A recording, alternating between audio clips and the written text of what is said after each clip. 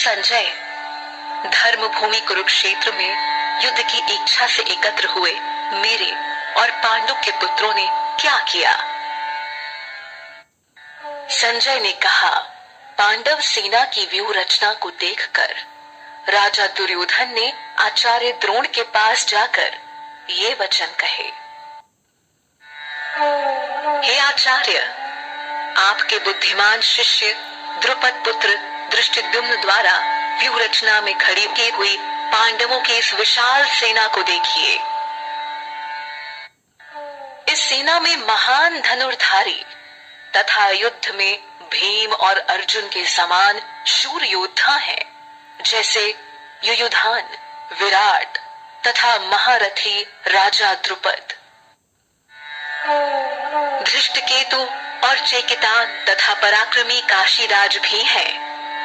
पुरुजित और कुंती भोज ये दोनों भाई तथा मनुष्यों में श्रेष्ठ शैव्य भी है। पराक्रमी युधामन्यु, बलवान उत्तमौजा, सुभद्रा पुत्र अभिमन्यु और द्रौपदी के पुत्र ये सब महारथी हैं। हे द्विजोत्तम, अब हमारे पक्ष में जो विशिष्ट योद्धागण हैं उनको भी जान लीजिए। आपकी जानकारी के लिए अपनी सेना के नायकों के नाम मैं आपको बताता हूँ। इसमें स्वयं आप द्रोणाचार्य, भीष्म, कर्ण तथा रणविजयी कृपाचार्य, अश्वत्थामा, विकर्ण एवं सोमदत्त का पुत्र भूरिश्रवा है। अनेक प्रकार के अस्त्र शस्त्रों से सुसज्जित तथा युद्ध में कुशल और भी अनेक शूरवीर हैं, जो मेरे लिए प्राण त्यागने को तैयार हैं। भीष्म के द्वारा रक्षित हमारी सेना असीमित है, किंतु भीम द्वारा रक्षित उनकी सेना सीमित ही है।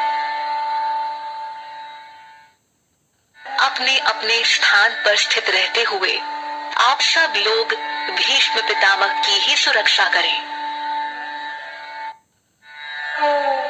दुर्योधन को प्रसन्न करने के लिए कुरुवृद्ध पितामह भीष्म ने सिंह के समान गरज कर जोर से शंख बजाया। तत्पश्चात शंख, नगाड़े, ढोल, मृदंग व नरसिंघे आदि एक साथ बज उठे और बड़ा भयंकर शब्द हुआ। उसके बाद सफेद घोड़ों से युक्त महान रथों पर बैठे हुए भगवान श्री कृष्ण और पांडुपुत्र अर्जुन ने दिव्य शंखों को बड़े जोर से बजाया। अंतर्यामी भगवान श्री कृष्ण ने 5 जन्य नामक शंख बजाया। अर्जुन ने देवदत्त नामक शंख और भयानक कर्म करने वाले वृकोदर भीम ने पौंड्र नामक महाशंख बजाया। कुंती पुत्र राजा युधिष्ठिर ने अनंत विजय नामक शंख बजाया। नकुल व सहदेव ने क्रमशः सुघोष और मणिपुष्पक नामक शंख बजाए। महाधनुर्धर काशीराज, महारथी शिखंडी, धृष्टद्युम्न, राजा विराट और अज्ञेय सात्विक। हे राजन, राजा द्रुपद, द्रौपदी के पुत्र और सुभद्रा पुत्र महाबाहु अभिमन्यु सभी ने अलग अलग अपने अपने शंख बजाए। शंखों के उस भयंकर शब्द ने आकाश और पृथ्वी को भी गुंजाते हुए धृतराष्ट्र पुत्रों के हृदय विदीर्ण कर दिए। हे राजन, अब शस्त्रों के चलने की तैयारी हो ही रही थी कि उसी समय कपिध्वज पांडुपुत्र अर्जुन ने अपना धनुष उठा लिया और श्री कृष्ण से बोले। अर्जुन ने कहा, हे अच्युत, मेरे रथ को दोनों सेनाओं के मध्य में खड़ा कीजिए, जिससे युद्ध की इच्छा से खड़े इन लोगों का मैं निरीक्षण कर सकूं कि मुझे इस युद्ध में किनके साथ युद्ध करना है।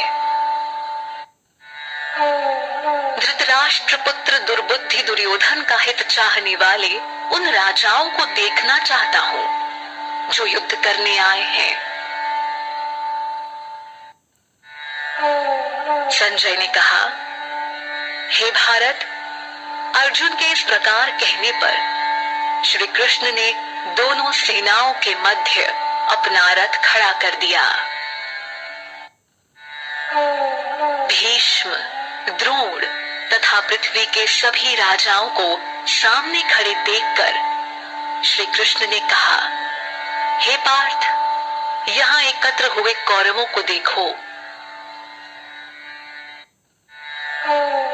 अर्जुन ने वहां उपस्थित दोनों सेनाओं में खड़े पिता के भाइयों, पितामहों, आचार्यों, मामों, भाइयों, पुत्रों, पौत्रों, मित्रों को देखा। अर्जुन ने दोनों सेनाओं में श्वसुर और शुभचिंतकों को भी देखा। उन उपस्थित सभी बंधुओं को देखकर उनका मन करुणा से भर गया और वे शोकयुक्त होकर बोले, युद्ध भूमि में अपने ही लोगों को युद्ध के लिए सामने देखकर मेरे अंग शिथिल हो रहे हैं और मुख भी सूख रहा है और मेरे शरीर में कंपन तथा रोमांच हो रहा है। मेरे रोम खड़े हो रहे हैं। मेरे हाथ से गांडीव धनुष छूटा जा रहा है और त्वचा जल रही है।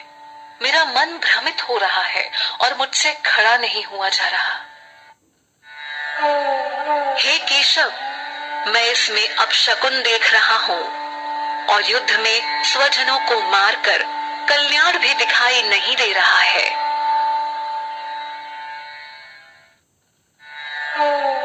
हे कृष्ण, न मैं विजय चाहता हूँ, न मैं राज्य और न ही सुखों को चाहता हूँ। हे गोविंद, हमें ऐसे राज्य से अथवा ऐसे भोगों से जीने का क्या लाभ है?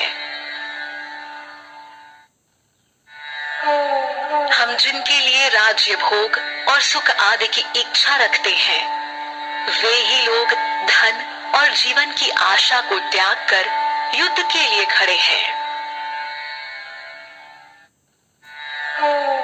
ये लोग गुरुजन, ताऊ, चाचा, पुत्र, पितामह, श्वसुर, पोते, साले तथा अन्य संबंधी हैं।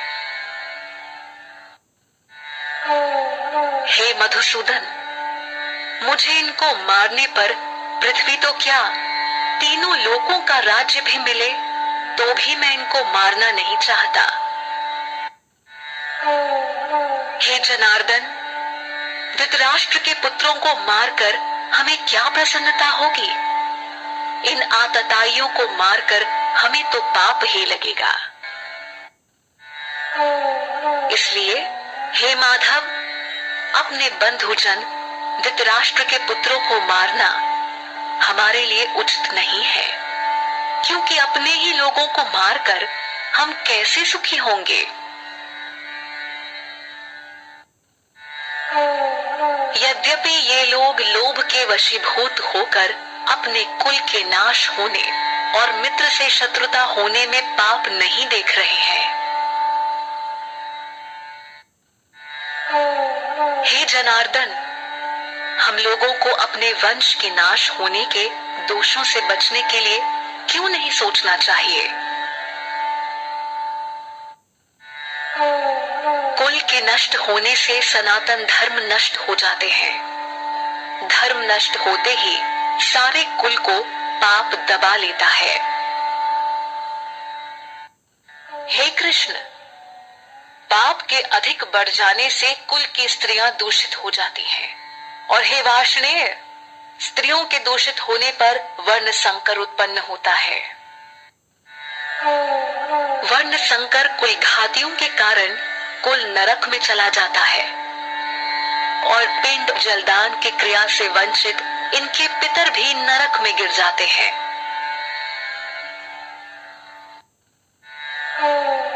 इन वर्ण संकर और कुल घातियों के पैदा होने से सदा से चलते आए कुल धर्म और जाति धर्म नष्ट हो जाते हैं।